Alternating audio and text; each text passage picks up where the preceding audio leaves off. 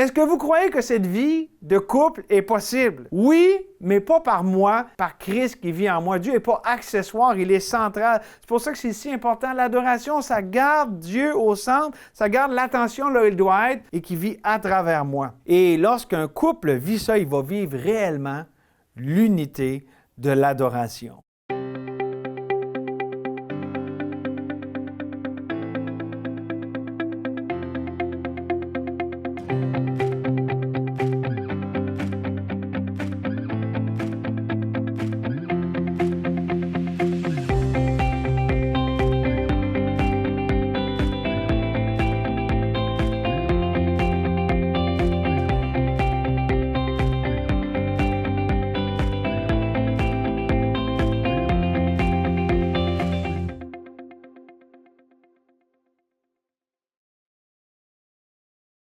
Bonjour, je m'appelle Guillaume Roy et je suis pasteur de l'Église baptiste de Saint-Augustin, à Saint-Augustin-de-Desmaures, juste à côté de Québec.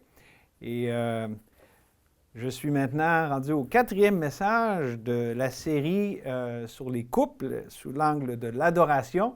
Donc, on a parlé d'une vie d'adoration, d'un désir d'adoration et d'une guerre d'adoration. Et pour ce dernier message, j'aimerais qu'on puisse finir sur une bonne note, l'unité d'adoration, une unité d'adoration.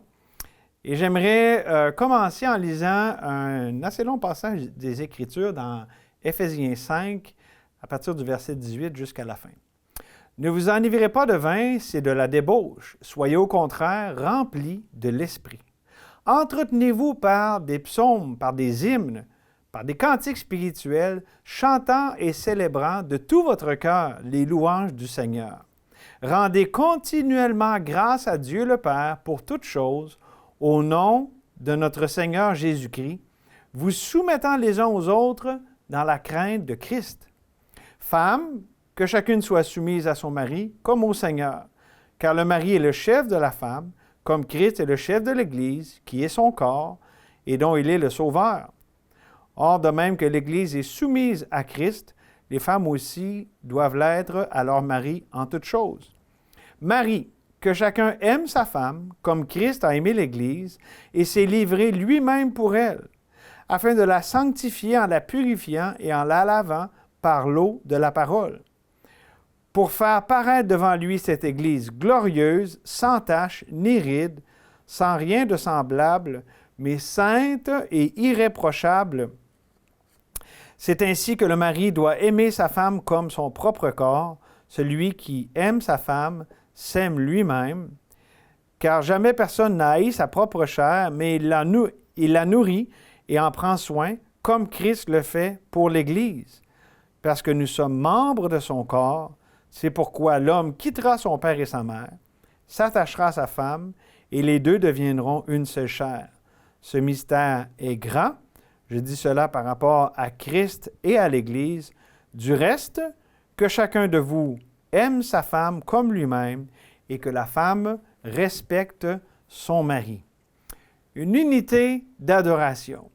Les versets qu'on vient de lire nous montrent le rôle restaurateur ou, si vous voulez, rédempteur du Saint-Esprit dans la vie d'un couple chrétien. Et par rapport aux tendances pécheresses et charnelles spécifiques de l'homme et de la femme, chacun pour sa part. Vous avez sûrement déjà entendu l'expression « ceux qui ont été blessés blessent les autres ». Hein? Lorsqu'on vit des choses, des fois on va devenir amer, puis là il y a des racines d'amertume qui peuvent en infecter plusieurs. Mais l'autre côté de la médaille, c'est que ceux qui acceptent leur acceptation par Dieu donnent cette acceptation aux autres. Et c'est ce que j'aimerais qu'on développe dans ce dernier message avec l'unité dans l'adoration, où est-ce qu'on va terminer avec une note triomphante, cette série, avec 2 aspects de la victoire en Jésus-Christ par l'unité d'adoration. D'abord, l'appropriation de la victoire, ou on peut le dire l'appropriation de notre victoire, de Jésus-Christ, notre victoire. On a vu dans les versets qu'on a lus qu'il y a une soumission qui est amenée ici, puis ce n'est pas exclusif à la femme parce que ça nous dit qu'on doit se soumettre les uns aux autres dans la crainte de Christ. Il y a la femme de son côté, l'homme de son côté est appelé à aimer sa femme comme Christ a aimé l'Église.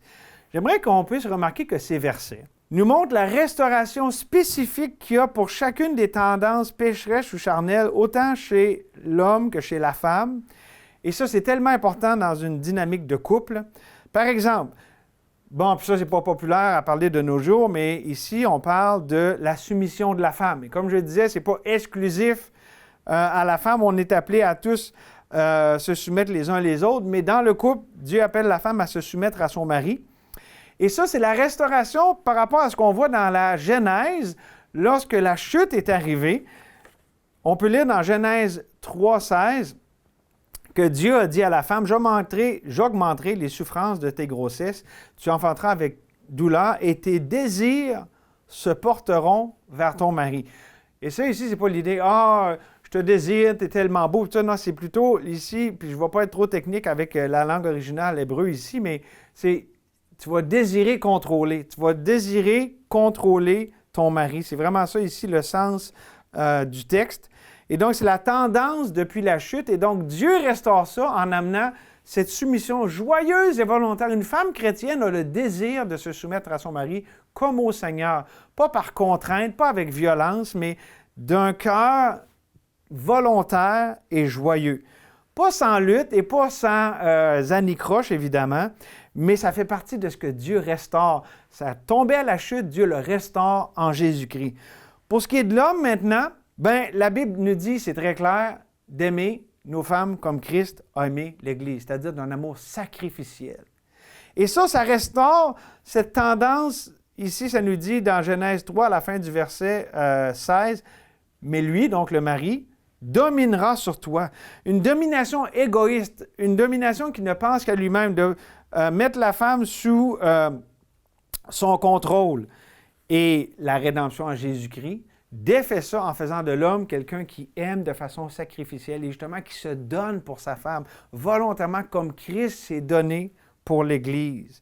Et vous voyez comment, des deux côtés, ce qui a été brisé par la chute est restauré, redressé par la rédemption qui est à Jésus-Christ, qui est en Jésus-Christ. Et bien qu'il y ait encore les tendances dans la chair, parce que la Bible nous dit dans Romains 7, versets 21 à 23, « Je trouve donc en moi cette loi. Quand je veux faire le bien, en tant que femme, quand je veux me soumettre, en tant qu'homme, quand je veux aimer ma femme comme Christ a aimé l'Église, quand je veux faire le bien, le mal est attaché à moi. Quand je prends plaisir à la loi de Dieu, selon l'homme intérieur, je veux ces bonnes choses, mais je vois dans mes membres une autre loi qui lutte contre la loi de mon entendement et qui me rend captif de la loi du péché qui est dans mes membres. » On a un choix ici.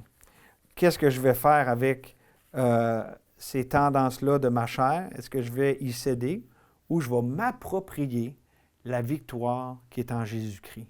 Et le secret pour jouir pleinement de cette restauration de ce qui a été brisé, comment Dieu l'a restauré en Jésus-Christ, c'est de se soumettre à Dieu, chacun pour sa part, chacun par rapport à sa tendance et aux problèmes subséquents qui vont avec.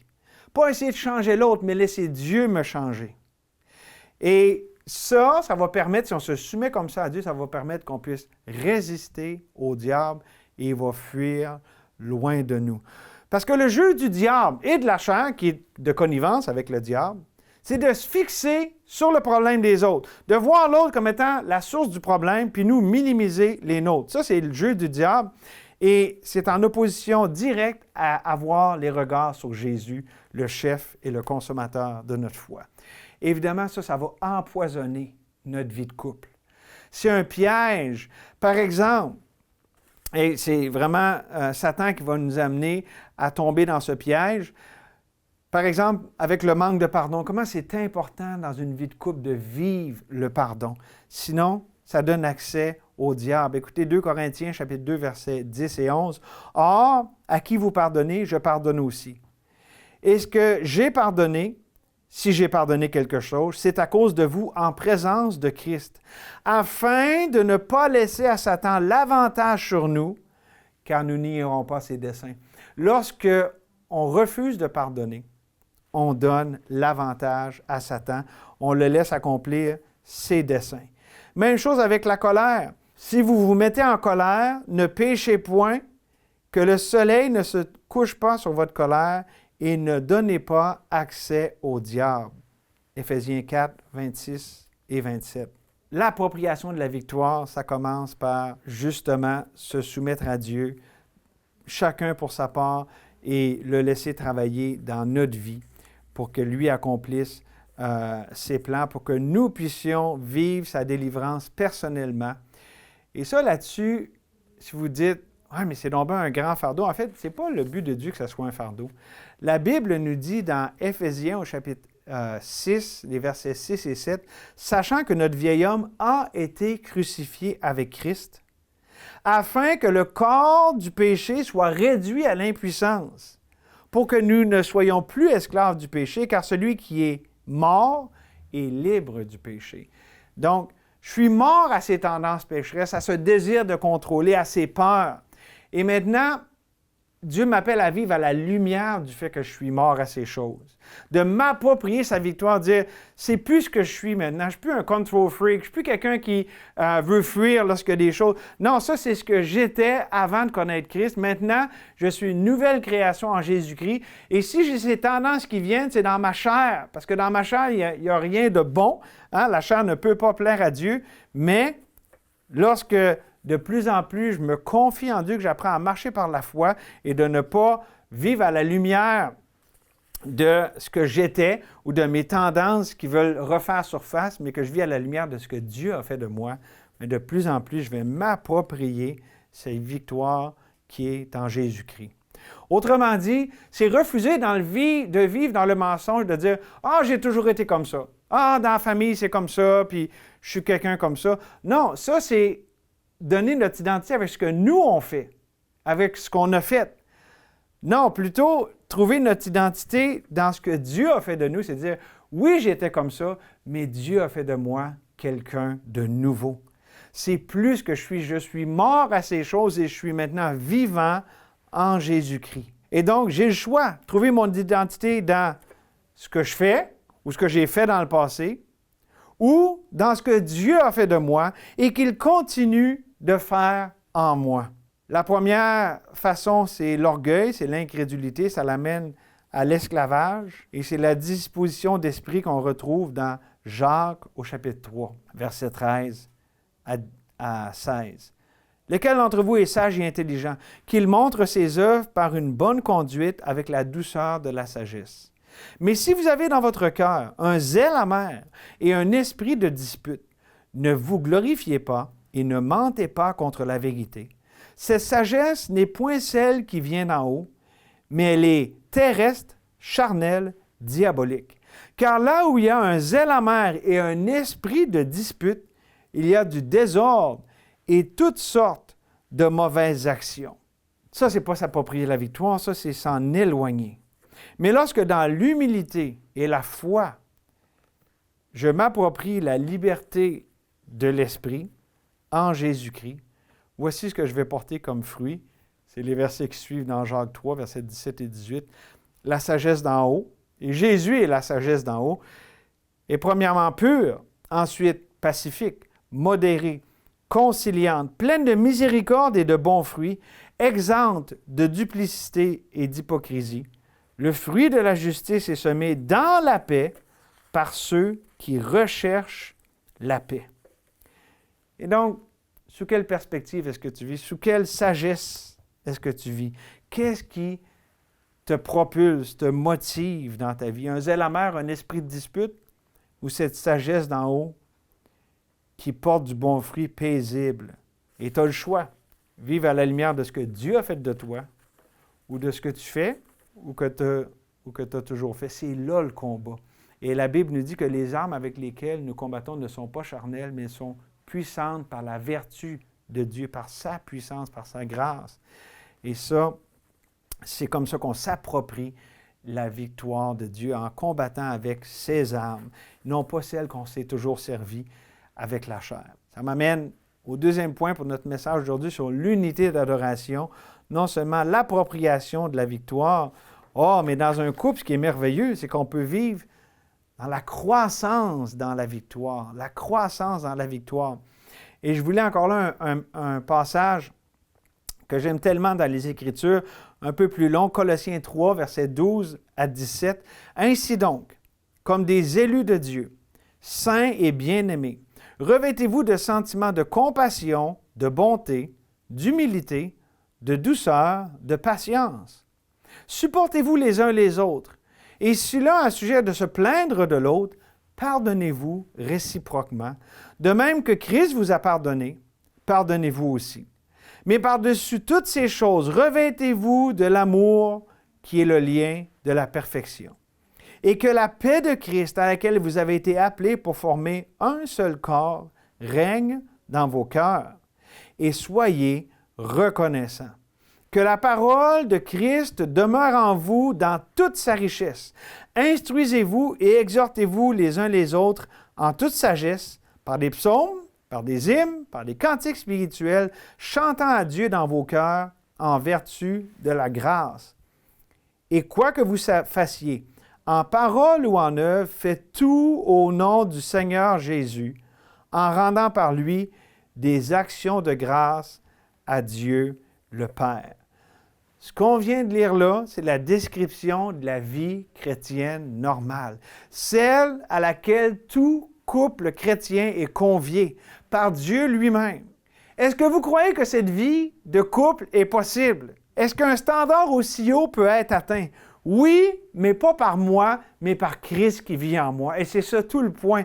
On n'est pas supposé être capable de faire ça par nous-mêmes avec l'aide de Dieu, mais par Christ qui vit en moi. Dieu n'est pas accessoire, il est central. C'est pour ça que c'est si important. L'adoration, ça garde Dieu au centre, ça garde l'attention là où il doit être, sur Dieu qui vit en moi et qui vit à travers moi. Et lorsqu'un couple vit ça, il va vivre réellement l'unité de l'adoration. Et cette unité grandit dans le sol fertile de l'humilité.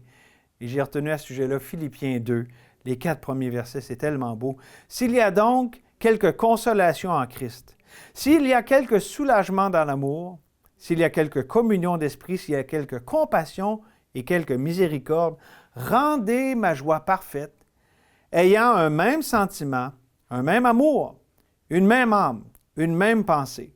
Ne faites rien par esprit de parti ou par vaine gloire, mais que l'humilité vous fasse regarder les autres comme étant au-dessus de vous-même, que chacun de vous, au lieu de considérer ses propres intérêts, considère aussi ceux des autres.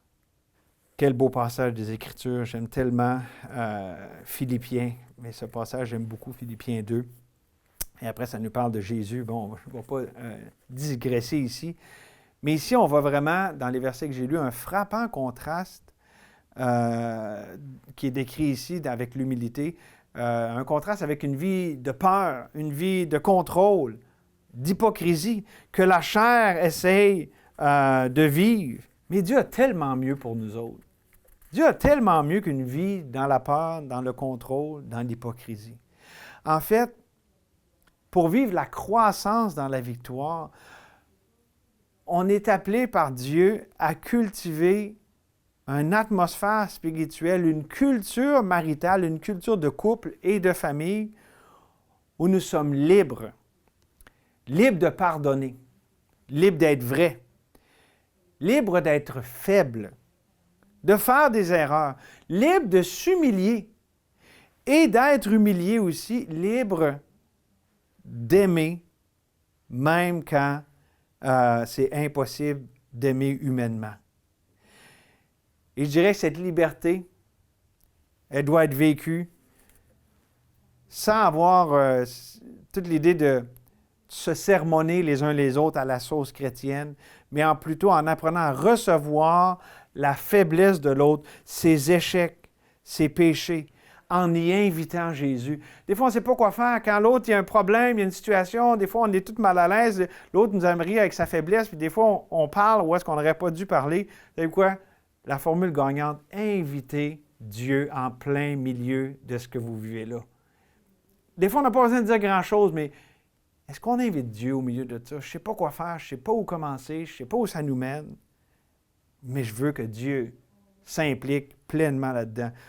C'est sûr que les choses vont aller mieux lorsqu'on, non seulement individuellement, mais en couple, qu'on invite Dieu au milieu de ce qu'on vit, parce que c'est là qu'on va croître dans la victoire qui est en Jésus-Christ, parce qu'on l'invite, on l'amène au milieu de ce qu'on vit.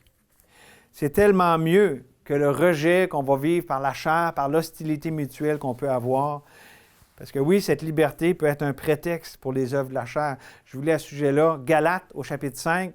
D'abord, on peut lire au verset 1, « C'est pour la liberté que Christ nous a affranchis. Demeurez donc fermes et ne vous laissez pas mettre de nouveau sous le joug de la servitude. » Aussi au verset 13, « Frères, vous avez été appelés à la liberté. Seulement ne faites pas de cette liberté un prétexte pour vivre selon la chair, mais rendez-vous par amour, serviteurs les uns des autres. » C'est ça l'esprit d'une unité d'adoration dans le couple. C'est ça, grandir dans la victoire qu'on a en Jésus. Et je dirais que cette victoire, elle a un prix. C'est celle de l'humilité, d'accepter de s'humilier, d'accepter, oui, d'être humilié, puis d'accepter l'humiliation de l'autre, pas en rejetant, mais en voyant que c'est Dieu qui veut nous enseigner qui il est, qui veut se révéler à travers ça. Et ça, mes amis, ça va produire une unité extraordinaire dans un couple, parce que c'est deux cœurs qui se prosternent ensemble devant Dieu. Lorsque chacun fait l'effort conscient individuellement, le fruit va être partagé collectivement, ensemble, dans le couple. Et c'est pour ça que le secret de l'unité d'adoration, c'est une confiance relationnelle. Apprendre à faire confiance à Dieu et que cette confiance-là se transpose dans la vie de couple. Parce qu'un couple chrétien a le même Dieu, vit de la même grâce et de la même espérance. Et apprendre cela ensemble et grandir dans cela ensemble, dans une relation vivante avec Dieu et l'un avec l'autre, ça l'enlève les fardeaux, la pression de la performance, l'attente irréaliste qu'on peut avoir face à l'autre, parce que c'est plus nous qui sommes le centre de la relation, mais c'est Dieu. Et ça, mes amis, on doit l'apprendre. Et comment qu'on apprend ça? En étant fondé, centré sur l'acceptation que nous avons par Jésus-Christ en Dieu. Et ça, c'est inébranlable. Et lorsque j'accepte comme ça mon acceptation, lorsque j'accepte l'amour de Dieu, c'est beaucoup plus facile, c'est naturel, ça va couler de source d'accepter l'autre, de l'aimer de manière inconditionnelle. Ça va produire l'acceptation mutuelle. Pourquoi il va y avoir cette acceptation mutuelle? Parce que cette mentalité de la performance, de être à la hauteur puis m'attendre à l'autre, elle est brisée. Et elle fait place à l'acceptation basée sur la performance de Christ. C'est vraiment une façon complètement différente de penser, c'est d'amener la croix en plein milieu de la relation de couple. Et lorsque le cœur de deux enfants de Dieu comme ça, dans un couple, est rempli de Jésus-Christ, par une vie d'adoration, qui est propulsée par un désir d'adoration au sein même de la guerre d'adoration, bien, ça va produire l'unité d'adoration. Je viens de boucler la boucle des 4 messages qu'on a vus ensemble et que ça soit vraiment le désir de nos couples, que ça ne soit pas nous, le centre d'attention ou l'autre, mais Jésus. Jésus qui vit en moi et que la puissance de l'égocentrisme, de l'amertume, de tous ces péchés qui peuvent tellement facilement briser les couples soit brisés par la puissance de la vie de Jésus, de son pardon, de sa grâce, de sa restauration, de sa transformation. Qu'on puisse avoir cette ouverture, cette propension face à l'autre, à être prêt à souffrir, à payer le prix. Oui, un couple, c'est jamais parvenu. On est toujours en train d'apprendre, mais qu'on a cette disposition favorable, compatissante, miséricorde, parce que c'est le cœur de notre Dieu. C'est comme ça qu'il est disposé face à nous. Et on aime ça qu'il soit disposé comme ça face à nous.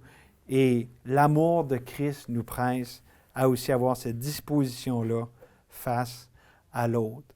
Dieu nous appelle à lui à travers la vie de couple. Et je veux terminer encore là en priant la parole de Dieu. Dans Colossiens, on voit la grande victoire de Jésus. On a parlé de la guerre spirituelle, la guerre d'adoration. Puis on a parlé qu'on peut inviter la loi dans notre relation de couple. « Ah, je m'attends à ce que tu fasses ça, puis pourquoi tu ne fais pas ça? » Puis OK. Mais Christ a complètement vaincu. Ça nous dit dans Colossiens chapitre 2, versets 14 et 15, « Il a effacé l'acte dont les ordonnances nous condamnaient et qui subsistait contre nous. Il l'a éliminé en le clouant à la croix. Il a dépouillé les dominations et les autorités et les a livrées publiquement en spectacle en triomphant d'elles par la croix. » Seigneur, on veut vivre ce triomphe de la croix dans les couples. Et Seigneur, appelle les couples qui écoutent à voir que c'est un appel à toi. Que Seigneur, tu as tout vaincu et que cette victoire que tu as acquise, on peut se l'approprier. Que Seigneur, les couples voient que les problèmes, ce n'est pas la fin de l'histoire, c'est le moyen par lequel tu te révèles. Tu ne veux pas juste régler nos problèmes, tu veux te révéler en plein milieu des problèmes comme le Dieu de toute grâce et de toute consolation. Seigneur, qu'on te cherche de tout notre cœur, que comme David dans le psaume 27, qu'on ait ce désir ardent de toi dans notre couple. Merci Seigneur pour la puissance de l'adoration. Merci que la clé de la vie chrétienne, ce n'est pas une recette, ce n'est pas des choses que nous, on a un fardeau de faire, mais c'est Jésus qui vit en nous. Et c'est ce que toi tu as fait et que tu veux continuer de faire dans notre couple. Seigneur, on veut s'ouvrir à toi, s'abandonner à toi avec ce que tu veux faire avec chacun de nous. Aide-nous à accepter tes voies, à se réjouir dans tes voies, même quand ça fait mal, même quand on ne comprend pas. Qu'on voit que, Seigneur, tu nous appelles à te découvrir à travers ce que tu nous envoies. Seigneur, fais abonder ta grâce là où le péché abonde. Glorifie-toi au nom de Jésus. Amen. Amen. Merci beaucoup pour votre attention à travers ces messages. Que le Seigneur vous bénisse.